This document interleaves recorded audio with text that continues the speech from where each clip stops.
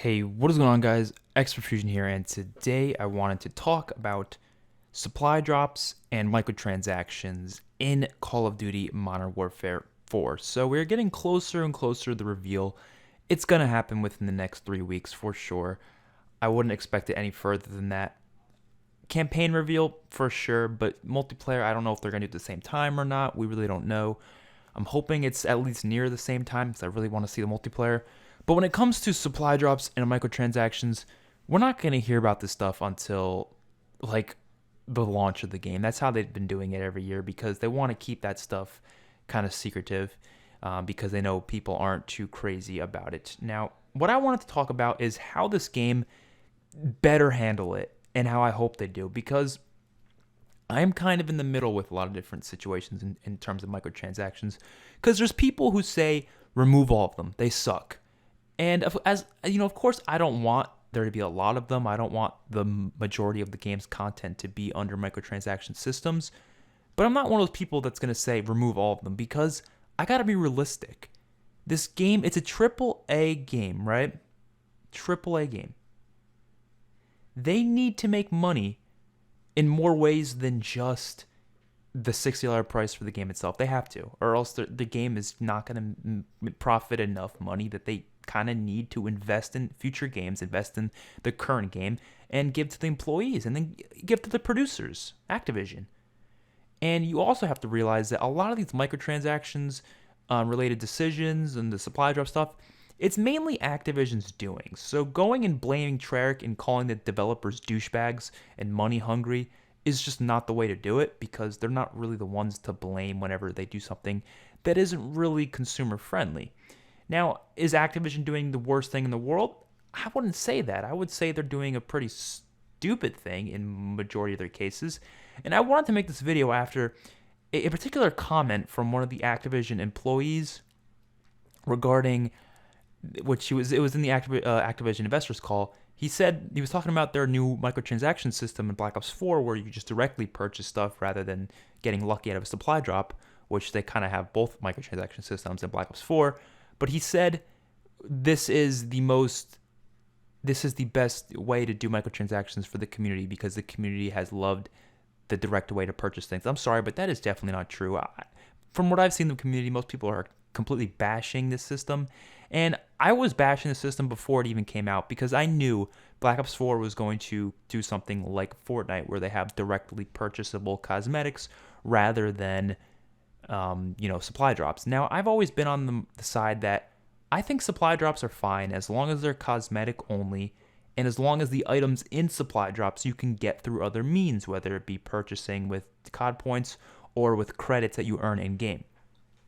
Now let's go through some of these supply drop systems that have been in the game and discuss which supply drop system I want closely related to in Modern Warfare 4. So Advanced Warfare and Black Ops 3, out the goddamn, just get out of here. Those systems were awful.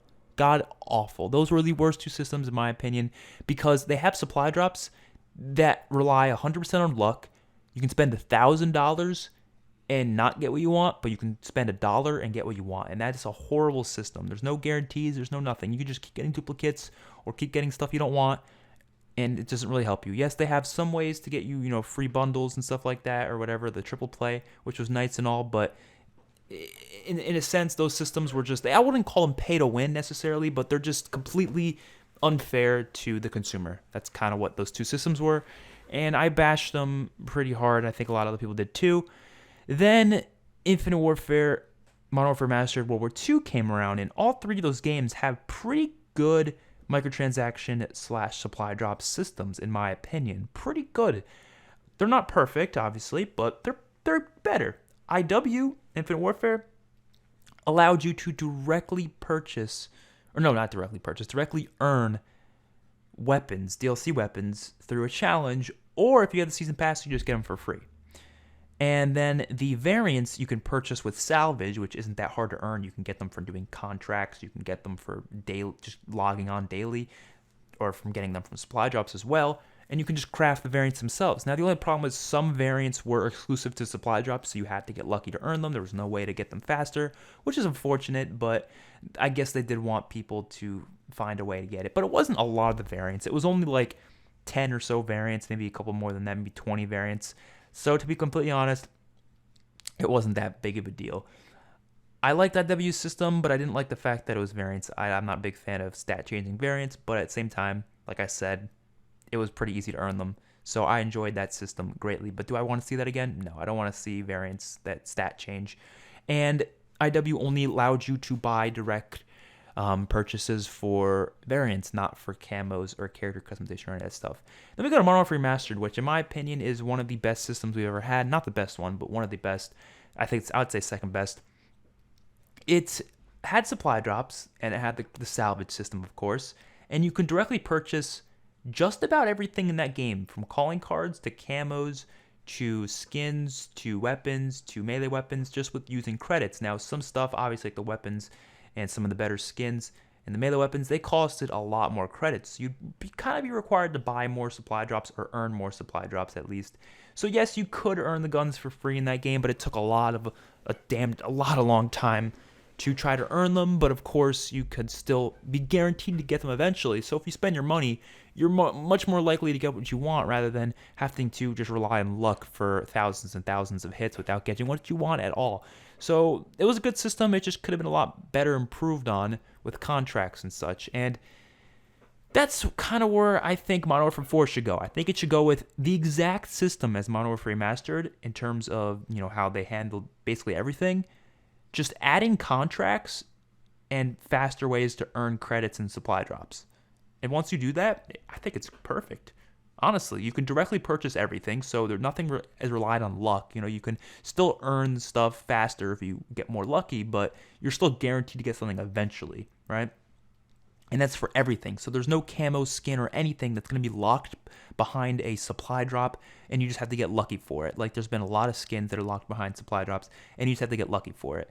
Or they lock a skin behind a paywall of 800 COD points, 1,000 COD points, whatever, and that's the only way to get it. You have to spend money, which is not fair in my opinion. I think if they put them in supply drops, but also let you buy them with in-game currency, then that just makes people either want to grind the game and play it a lot to try to earn those damn things, or spend money on supply drops to earn them faster, because when you spend money on supply drops, you get more salvage, and when you get more salvage, you can get your shit faster.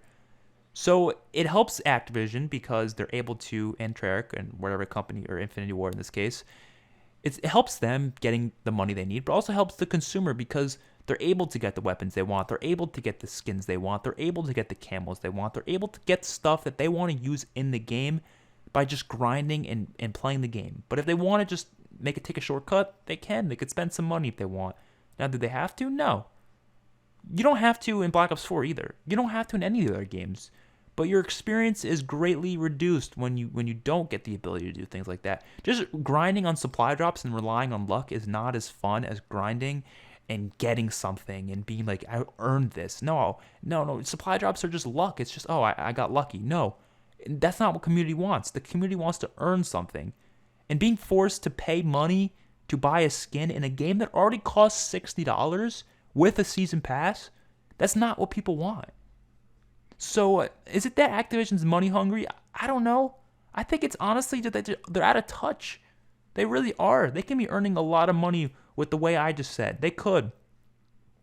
But they won't be, because they're instead putting in bundles of expensive-ass bundles that, I'm sorry, nobody in their right mind would buy, and expecting people to just throw out their wallets to it.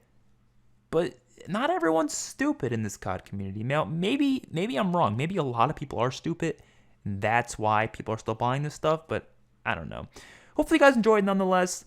Let me know what you guys think in the comment section below. I'll see you guys in the next one. Peace out.